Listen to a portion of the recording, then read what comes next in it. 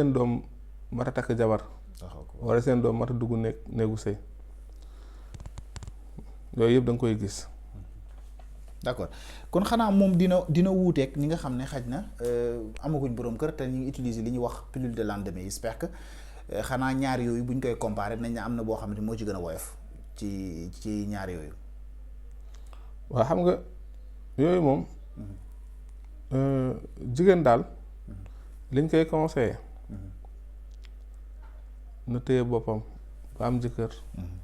dugg ci néegu si ndax fi ne su ma waxee ne loolu moo tax ne dina encouragé ñoo xamante ne ñoo ngi koy def. c'est vrai waaw tey wax dëgg yàlla kenn ku nekk boo sañoon tey sa doom du jaar foofu boo sañoon tam sa rak wala sa mag du jaar foofu ba tax na